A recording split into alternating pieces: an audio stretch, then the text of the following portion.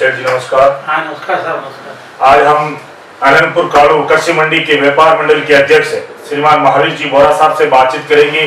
इस बातचीत में हम लोग व्यापार मंडल के साथ साथ किसानों की समस्याओं की, माल की आवक के बारे में एवं कुछ राजनीतिक माहौल के बारे में भी चर्चा करेंगे। नमस्कार जी। हाँ नमस्कार सर, नमस्कार। तो किसानों का भी सबसे ज्यादा कौन सी फसल आ रही है? अभी जो हमारी जो फसल आ रही है मंडी में, वो मुख्यतः मूंग और गंवार। अब की बार जो मंडी में माल आने के हिसाब से आपको उत्पादन के हिसाब से ज्यादा फसल कौन सी? उत्पादन के हिसाब से ज़्यादा फसल गंवार है। गंवार का उत्पादन, हालांकि बारिश हुई है, बारिश से किसानों को बहुत नुकसान हुआ है, मगर फिर भी अपने इलाके में गंवार की फसल बहुत अच्छी है। भाव के हिसाब से भी अब की बार थोड़ी तेजी है।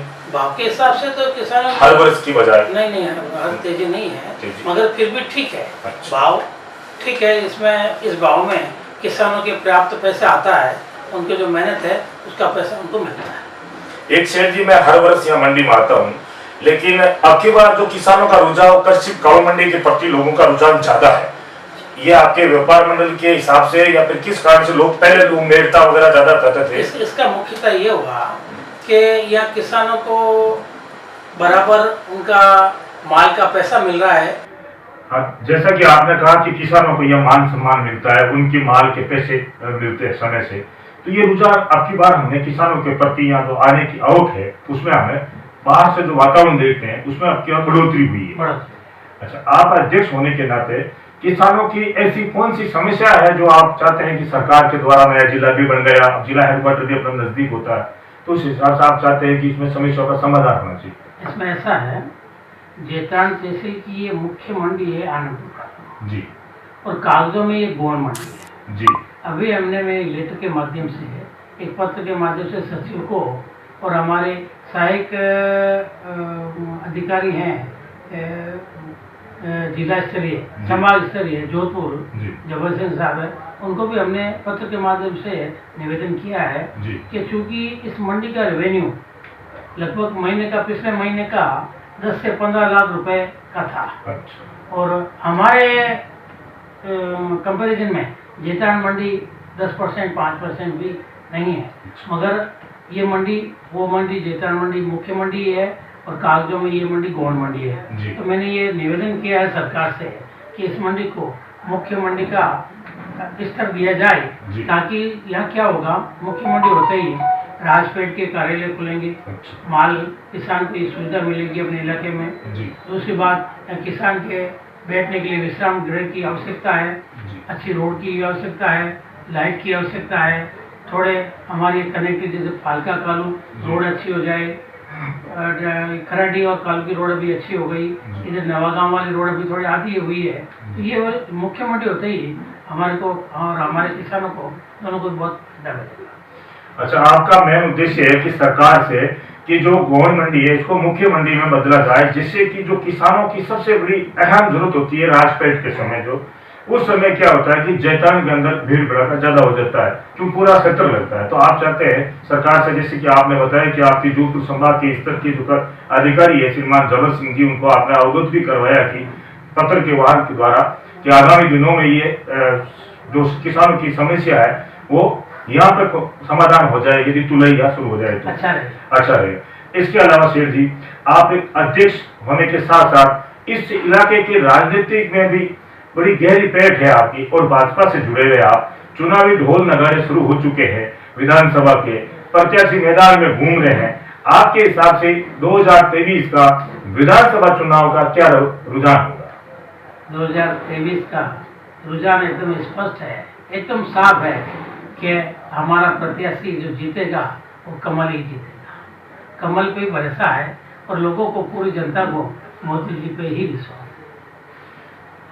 आपके हिसाब से मोदी जी ही चेहरा है और मोदी जी की जो कार्यशैली है, विकास करने की जो नीतियां है, जो विकास की रफ्तार है, उसको विश्वास में रखते हुए जनता राजस्थान में कमल खिलाएगी? कमल खिलाएगी, निस्संदेह कमल खिलाएगी, क्योंकि जनता मोदी जी के ऊपर एकदम बहुत विश्वास रखती है। आज जो भी अपने G20 हुआ या देश का कोई भी मसला हुआ, चाहे अपन आज चांद पे चढ़े, चांद पे अपना तिरंगा लहराया, ये सब मोदी जी का पूर्ण प्रताप है। और इस वजह से जनता मोदी जी की पूरी फैन है, मोदी जी पे पूरी मौज है। आपका मानना है कि जो विश्व पटल स्तर पर जो मोदी जी के हिसाब से देश का नाम जो सुर्खियों में रहा है, एक विश्वास के तौर पे विदेशी जो लोग राजनेता मान लीजिए या विदेश के लोग एक भारत को एक खास पेट के रूप में मानने लगे मोदी जी के आने के बाद। एक बात और है श्रीमान बोहरा साहब, आपसे पूछना चाहूंगा, मैं पिछले कई वर्षों से मैं भी देख रहा हूँ सोशल मीडिया के माध्यम और पत्र अखबारों के माध्यम से मुझे जानकारी मिली है, उसके हिसाब से आप जेतारन के मारवाड़ क्षेत्र में आप और आपके पिताजी बहुत गहरी पेट है, आज भी है आपके द्वारा, तो फिर आपने राजनीति में आपकी बार विधानसभा में ताल क्यों नहीं ठोकी? देखिए ऐसा है, मेरा मकसद है जनता की सेवा करना और मेरा मकसद है कमल को विजय देखना। तो मैं नहीं चाहता कि मैं एमएलए बनूं, उन्हें मेरे में एमएलए बनने की भावना है। मेरे को मेरे संघ वालों ने भी, मेरे संगठन वालों ने मेरे को बहुत कहा, जनता की बहुत भावना थी कि इस बार आप विधायक का चुनाव लड़िए। मैं ये चाहता हूँ मेरा कमल जीते तो मैं ही विधायक। बिल्कुल, आपकी भावना बिल्कुल साफ है कि यदि कमल का फूल जेतारन विधानसभा में खिलता है तो अपने आप को एक विधायक मानते हैं आप तो कि मेरी पार्टी की विजय या मेरी विजय है। लेकिन सेठ जी, मैंने 2-4 मीटिंगें भाजपा की अटेंड की और बड़े जो आपके ब्लॉक स्तर के या जिला स्तर कार्यकारिणी के नेता है उनके मुंह से सुना है कि सेठ जी पिछले 2 या तीसरी पीढ़ी हो गई जो आपके पुत्रों के द्वारा समाज सेवा में मान लीजिए, एक गरीबों के सहयोग में मान लीजिए, व्यापार मंडल के द्वारा किसानों का सहयोग मान लीजिए, और राजनीति में भाजपा पार्टी के लिए तन मन और धन से मारवाड़ी की कहावत है, उस हिसाब से आप पिछले वर्षों से पार्टी की एक निष्ठावान कार्यकर्ता के रूप में है। तो वो पार्टी के लोग चाहते हैं कि आगामी लोकसभा चुनाव में जो राजसमंद लोकसभा है वहां से आपको प्रत्यक्ष के रूप में देखना चाहते हैं, इसके बारे में आपके क्या विचार है? पार्टी के कदरदान बड़े जो आपके कार्यकारिणी के नेता है उनके विचार है। मैं जनता का बहुत बहुत आभारी हूँ। जनता नित्य प्रतिदिन मेरे को 100-200 फोन करती है, 100-200 व्यक्ति आते हैं कि आप कोई न कोई पद लीजिए। तो मैं ये चाहता हूँ यदि संगठन मेरे को आज्ञा करेगा तो मैं आगे लोकसभा चुनाव में भाग लेने की भरपूर कोशिश करूंगा और ये चाहूँगा कि मेरा जो इलाका है, मेरा जो ये संभाग है, ये मैं इसकी सेवा अपने पद पे रहते हुए बहुत बड़ी मात्रा में मैं इसकी सेवा करूं, यही मेरी भावना है। यदि मेरे को संगठन आज्ञा करेगा तो मैं इसमें जरूर भाग लेने की कोशिश।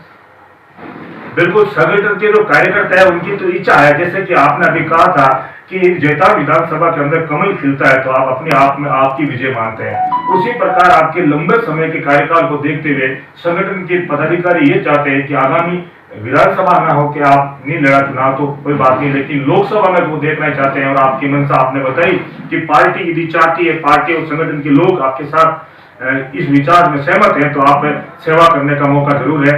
लेकिन एक चीज और मैं आपसे निवेदन करूंगा कि जो आगामी चुनाव है संगठन में, जो हमारे लोकसभा क्षेत्र में अलग अलग सीटें हैं, क्या आप उन सभी प्रत्याशियों के लिए समय निकालकर आपसे जुड़े हुए लोगों के मिलकर पार्टी के प्रति प्रचार करने की कोशिश करेंगे? जैसे कि डेगना का प्रत्याशी हो, बीजेपी का मेरता प्रत्याशी हो, जेतारन प्रत्याशी हो, ब्यावर हो, भीम हो, नाथद्वारा हो, क्या आपने ऐसी कोई प्लानिंग सोच रखी है कि आगामी चुनाव में आप उन प्रत्याशियों को भी सहयोग करने के लिए समय निकाल कर वहां जाएंगे आप? निसंदेह।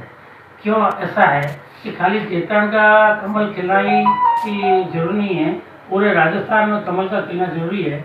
और मैं मेरे संभाग नहीं अपितु जोधपुर समाज जहाँ भी मेरा कार्य क्षेत्र है या आना जाना रहा, मैं भरसक कोशिश करूंगा कि हर जगह जाके अपने पार्टी के उम्मीदवारों का भरपूर, क्योंकि जगह जगह हमारी मंडी आज मुख्य मंडी है, जगह जगह किसानों का संपर्क है।